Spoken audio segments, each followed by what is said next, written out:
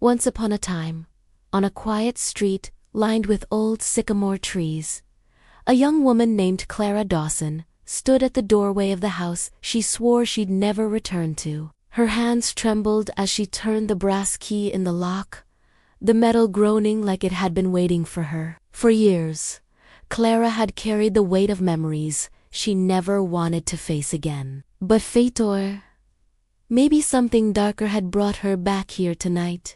The house smelled of dust and silence. The wallpaper peeled at the corners, and the wooden floors moaned beneath her cautious steps. It was as if the walls themselves remembered her childhood screams, the kind she used to muffle into pillows when her mother's voice cut sharper than any knife. Clara inhaled deeply, steadying her heart. She told herself she was here for one reason only: to collect her mother's belongings after the funeral and leave forever. But as the air thickened, she swore she heard something, a whisper, soft, broken, like it came from the other side of a wall. Her throat tightened. She froze in the middle of the hallway, listening. The sound stopped. Shaking her head, Clara muttered, "It's just the house settling." Yet deep inside, she didn't believe it. In the living room, dust-covered furniture sat like forgotten ghosts. Clara brushed her fingers along the mantel, stopping at a framed photograph. She picked it up carefully. It was of her mother, smiling in a way Clara hadn't seen in years. The image stung. Memories of fights, slammed doors, and endless silence flooded her. Her mother had been a complicated woman, distant, demanding, but also carrying a grief that Clara had never understood. Now she would never have the chance to ask. As Clara placed the frame back, the whisper returned clearer. This time, it sounded like her name. Her skin prickled. "Hello," she called out, her voice quivering. No reply, only the creaking of the old house. She tried to laugh at herself. Maybe grief was playing tricks. Maybe loneliness was. She had no one left, her father gone years ago, and her mother just buried this morning. The house was the only inheritance, though Clara had no desire to keep it. Still, she couldn't shake the feeling that something here wanted her attention. Intermission, 30 seconds, pause, for viewers. The whispering voice was not the only thing waiting for Clara in this house. Something hidden, long buried, was about to resurface. She thought she came here for closure, but what she would uncover would change everything she believed about her past. Back in the hallway, Clara opened the closet door. The faint scent of lavender drifted out, her mother's perfume lingering in the stale air. On the top shelf, tucked behind an old quilt, she found a wooden box, small, heavy, and locked. Her heartbeat quickened. She had never seen it before. Kneeling on the floor, she turned the box over, tracing the carved initials, M.D.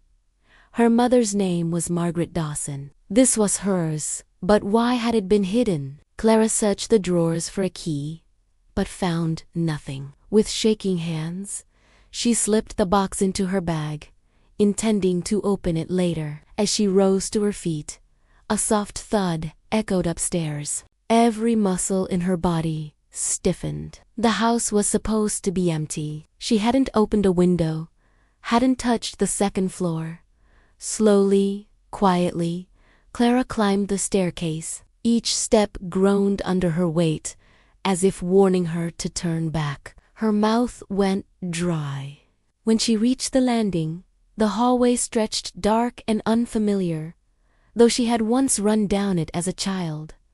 Her old bedroom door was ajar. The whispering came again, more urgent, more desperate. She pushed the door open. The air inside was cold. The faded pink curtains fluttered, though the window was shut, and there, on the desk, lay a diary. Clara recognized the faded cover. It was hers. She hadn't seen it in over 15 years. She had hidden it before running away at 17, leaving everything behind. But how was it here, untouched, hands trembling? She picked it up. Her name was scrawled on the first page in her childish handwriting.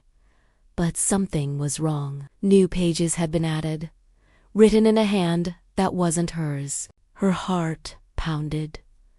She flipped through the entries. The words blurred as her breath caught in her throat. They spoke of her, in detail where she had lived, the jobs she had worked, the nights she had cried alone. Whoever wrote them had been watching her all these years.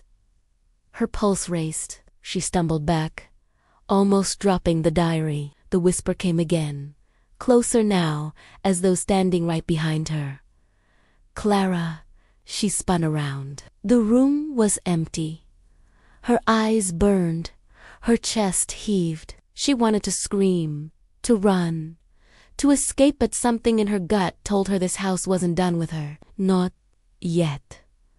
Not yet. And then, from the corner of the desk, she noticed a folded letter, unopened, addressed to her, in her mother's handwriting. Clara's hands shook as she reached for it.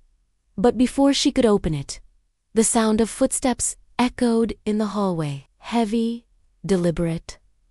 She wasn't alone, and the house seemed to know it. Once upon a time, on a quiet street lined with old sycamore trees, a young woman named Clara Dawson stood at the doorway of the house she swore she'd never return to. Her hands trembled as she turned the key in the lock. It was just a house, just an old, dilapidated house. But for Clara, it was a prison of the past, a place of heartache and sorrow. It had been 5 days since her mother's funeral, 5 days since she'd said goodbye to the only family she had left. Now, standing in the silent house, surrounded by her mother's belongings, she felt a crushing loneliness that threatened to swallow her whole. As she began to explore the house, she heard it, a whisper, barely audible, calling her name. She froze, her heart pounding in her chest.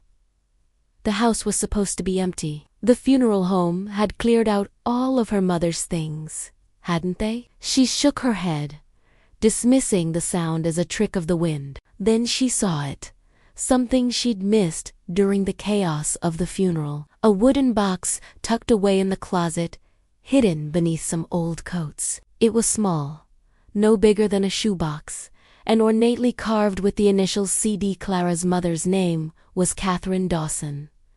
Could this be hers? With trembling hands, she lifted the lid. Inside, nestled on a bed of yellowed tissue paper, was a stack of envelopes tied together with a faded blue ribbon. Each envelope was addressed to her, Clara, in her mother's familiar handwriting. Tears welled up in Clara's eyes as she recognized the date of the first entry. It was the day she turned 18, the day she left for college.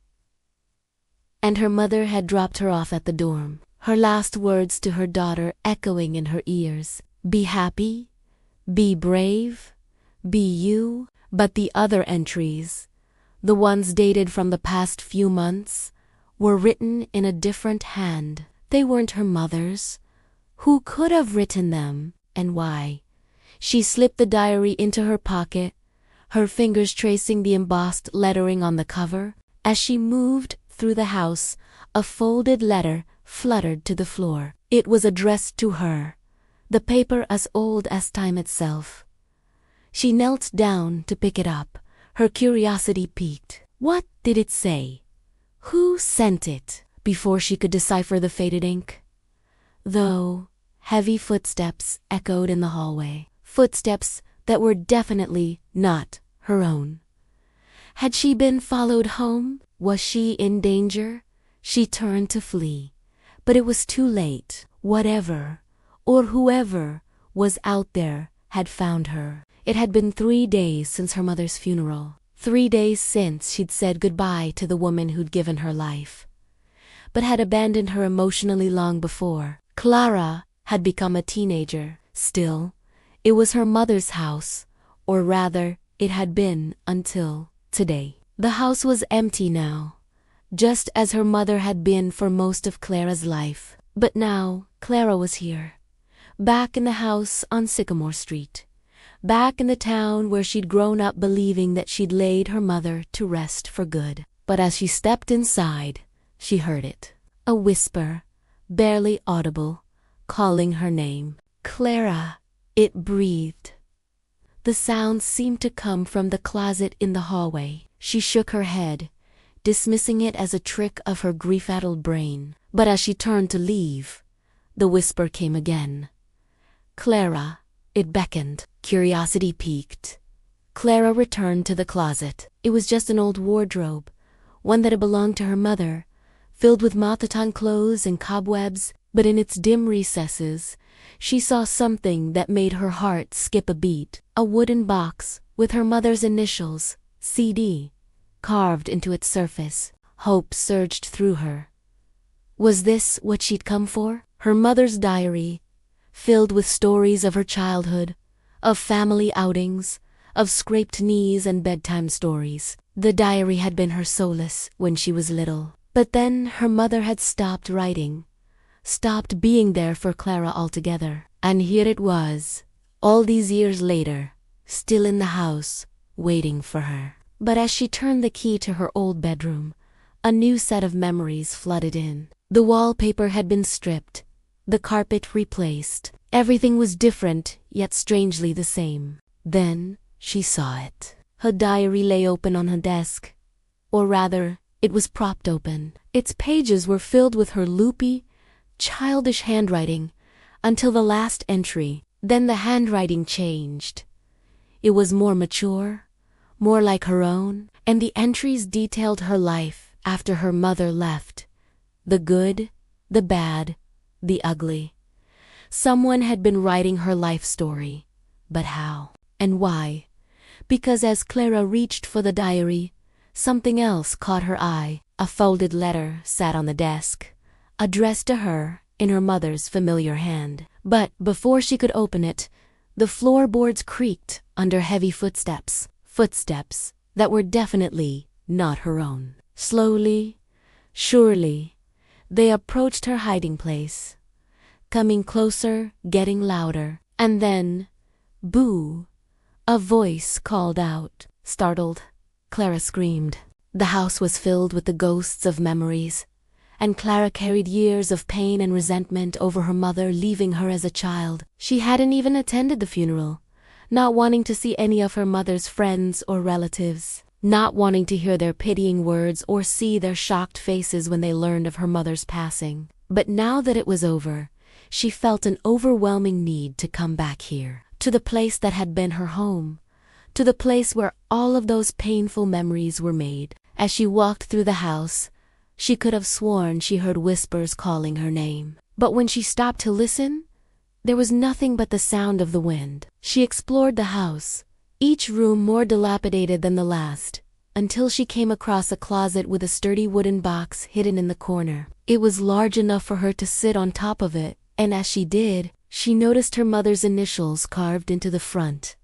CD. Her mother had always kept this box locked away, and Clara had often tried to pry it open when she was just a little girl. She couldn't remember why her mother had kept it so hidden, but now that she was older, she was determined to find out. She sat on the floor in front of the closet, hugging the box to her chest, willing it to unlock. And then, as if by magic, it did. Inside was a stack of old photographs and letters tied together with a faded blue ribbon. At the top of the pile, she found her old diary from when she was just a little girl. But as she flipped through the pages, she noticed that many of the entries were written in a hand she didn't recognize. They detailed her life as a young woman, things she had done, places she had traveled, boys she had met. The diary ended abruptly, leaving off with an entry about her attending her mother's funeral. As tears streamed down her face, she felt a presence behind her. She turned around,